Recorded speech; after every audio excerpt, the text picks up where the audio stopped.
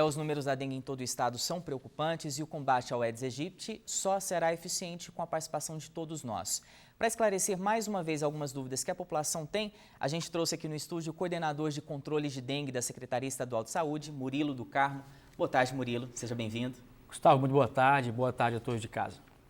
Como na matéria nós vimos que cada cidadão tem que ser soldado, no combate ao mosquito Aedes aegypti.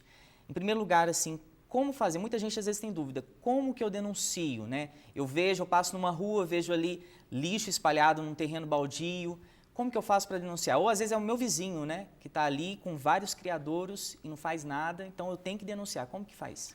Bom, Gustavo, verdadeiramente cada população, cada pessoa tem que se transformar em verdadeiros agentes de saúde para combater o Aedes aegypti. As pessoas que estão no interior, elas precisam se reportar essas denúncias ao Centro de Controle de Zoonoses. Todo município do estado possui um centro desse, então é necessário entrar em contato com a Secretaria de Saúde e realizar a denúncia. Aqui na capital? Na capital goiana também tem o CCZ, Centro de Controle de Zoonoses. É necessário reportar-se também a esse centro, faça a denúncia, se endereçando à localidade como um todo, para que o próprio município de Goiânia possa se referir naquele local e tentar fazer o trabalho de fiscalização e eliminação desses criadouros. Tem o telefone? Pode ligar no 3524-3381 e tentar se reportar ao CCZ. 3524, vamos colocar aí na tela, 3524-3381. Ah, sim, o pessoal está sempre ligado e poder fazer as denúncias, Exato. Já são quase 20 mil casos de dengue só este ano, Exato. Nós aqui no estado. Exato. No estado já temos quase 20 mil casos de dengue, nós acabamos de liberar um boletim.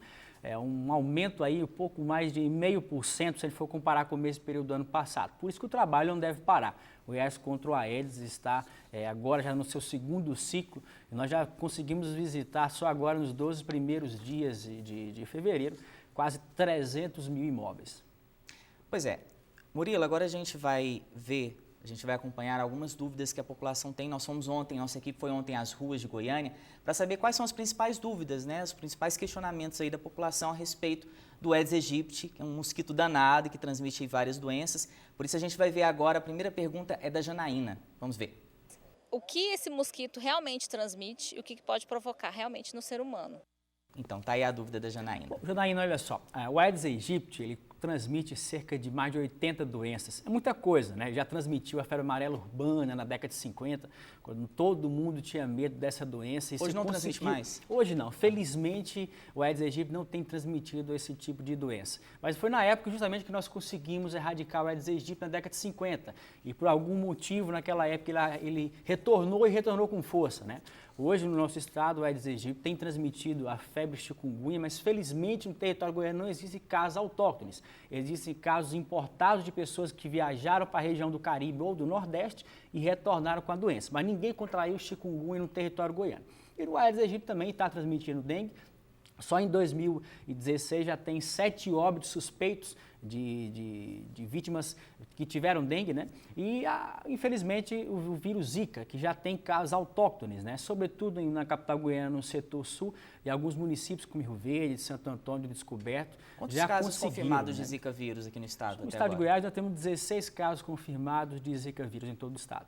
É preocupante, É preocupante. Isso mostra que a autoctonia, ou seja, as pessoas não precisam viajar para fora do estado para poder ter a doença mais. Já está sendo transmitida no próprio território goiano. Por isso que nós precisamos direcionar a ação contra o Aedes aegypti. E já tem algum caso de Zika confirmado relacionado com microcefalia aqui em Goiás? Não, nenhum. Nós tivemos uma gestante em Santo Antônio Descoberto, que foi a primeira a ser diagnosticada com Zika vírus, era gestante.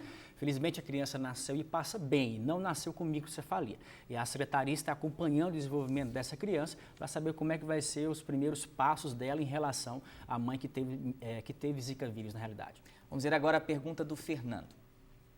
A questão da saliva, isso é de fato, é real ou não? Ou eu não tenho 100% de certeza ainda que isso pode ser transmitido pela saliva. O Zika vírus, você fala. Isso, É uma dúvida geral, Saliva, transmissão por sexo, transfusão de sangue, Exato. Como que tá? Gustavo, olha só, eu digo que nós temos muita informação sobre o Zika vírus e pouco conhecimento. A A realidade é essa, né? Foi-se encontrado Zika vírus no sêmen masculino, foi encontrado Zika vírus na saliva, não se tinha comprovação científica, evidência científica, que denota de uma vez por todas, se o Zika vírus realmente pode ser transmitido pela saliva ou então pelo contato sexual. Obviamente, como se tem todas essas informações e pouco conhecimento, nós devemos, de certa forma, tentar evitar. Né? Então, como nós não temos esse conhecimento como um todo, é preciso as pesquisas encaminharem como um todo, com essas evidências científicas, para que possamos futuramente, de certa forma, tentar alertar a sociedade com mais afinco sobre esse poder de transmissão. Nós sabemos hoje, com comprovação científica, que realmente o Aedes aegypti hoje é o principal fonte de disseminação do vírus Zika. Vamos ver agora a dúvida do Luciano. A Organização Mundial da Saúde está achando interessante o fato de haver uma concentração de microcefalia apenas no Brasil, apesar de o Zika vírus estar em diversos países. Então, eu gostaria que o especialista falasse um pouco sobre isso. Não é? Por que é que tem uma concentração tão grande de microcefalia no Brasil? É uma situação que está assustando muita gente, né? Exato. Microcefalia, parece assim, mais de 4 mil casos aqui no país. Mais de 4 mil casos em todo o país, né? Luciano, olha só, o Brasil foi o segundo país, teoricamente, a registrar a epidemia de Zika vírus. O primeiro país foi a Polinésia Francesa. Não se havia reportado naquela época o caso de microcefalia. Quando nós tivemos, pela nossa densidade populacional ser alta, um país altamente populoso, houve a disseminação do vírus Zika em decorrência do Aedes aegypti. A densidade vetorial em todo o estado, em todo o país como um todo, ele disseminou de forma muito ampla.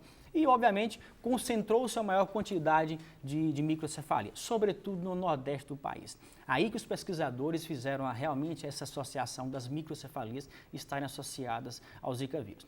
Depois que foi publicado isso pela OPAS, pela Organização Mundial de Saúde, a Polinésia Francesa houve uma busca ativa dos casos e realmente pôde perceber que na época que houve a transmissão do Zika vírus em epidemia na Polinésia Francesa, eles reportaram uma incidência maior de microcefalia. Até porque agora a Organização Mundial de Saúde publicou num jornal norte-americano realmente essa confirmação de microcefalia associada ao Zika vírus. Agora um estudante traz uma pergunta para nós, vamos ver. Eu estava lendo e eu vi que a dengue demorou 5 anos para se espalhar pelo mundo, certo? E o Zika vírus demorou apenas 8 meses para se espalhar pelo mundo. Por que foi tão rápido? Existem outros meios de contaminação, além do Aedes aegypti?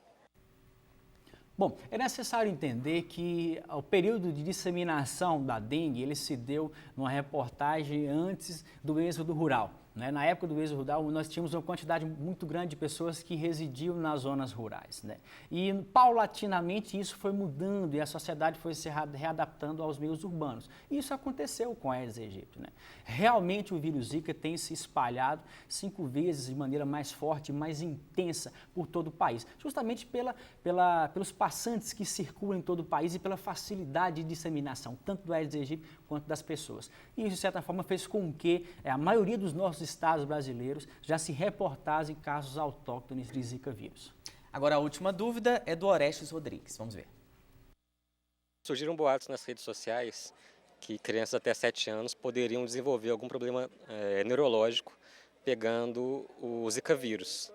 Então essa é a principal dúvida, se teria alguma relação mesmo do Zika com crianças de até 7 anos de idade. Essa é a dúvida. Bom, realmente Então, esse boato, Gustavo, ele circulou de maneira bem veemente, até porque as crianças realmente nos preocupam. É necessário entender que na época da gestação, onde se forma e tem um desenvolvimento embrionário, é o momento mais delicado da formação e do desenvolvimento. Né? O vírus Zika ele tem um tropismo pela região do cérebro e isso realmente tem causado, não se sabe por maneira direta ou indireta, a microcefalia. Né? Eu gostaria de alertar que não há tem que haver todo o cuidado em relação às crianças, mas as crianças, a partir de quando elas já vêm a termo, quando elas nascem, elas realmente têm a preocupação da Zika, no desenvolvimento da sintomatologia da doença. Não está relacionado à microcefalia em hipótese alguma. Então, nós ficamos preocupados, até porque já existe uma síndrome de Guillain-Barré que está possivelmente associada também a Zika vírus. Então, realmente fica essa preocupação nossa em uma criança poder desenvolver Guillain-Barré, mas não microcefalia. para fechar nossa conversa, vamos recapitular aí os cuidados que todo mundo deve ter para combater o mosquito, né? Bom, Gustavo, eu gostaria de alertar toda a sociedade, gostaria de conclamar toda a sociedade. O poder público exclusivamente não deu, Gustavo, e não dará conta de conter epidemias recorrentes de dengue e agora chikungunya e zika vírus. Então eu peço encarecidamente a toda a sociedade que se transforme em verdadeiros agentes de saúde para que possamos, de certa forma, tentar mais uma vez combater e erradicar o Aedes aegypti de todo o território goiano. Eu conversei com o Murilo do Carmo, coordenador do controle de dengue, né? Exato. Perdão, coordenador de controle de dengue da Secretaria Estadual de Saúde. Muito obrigado pela sua participação. Gustavo, eu que agradeço. Sempre que precisar da Secretaria de Estado da Saúde de Goiás, dispõe. Um abraço a todos.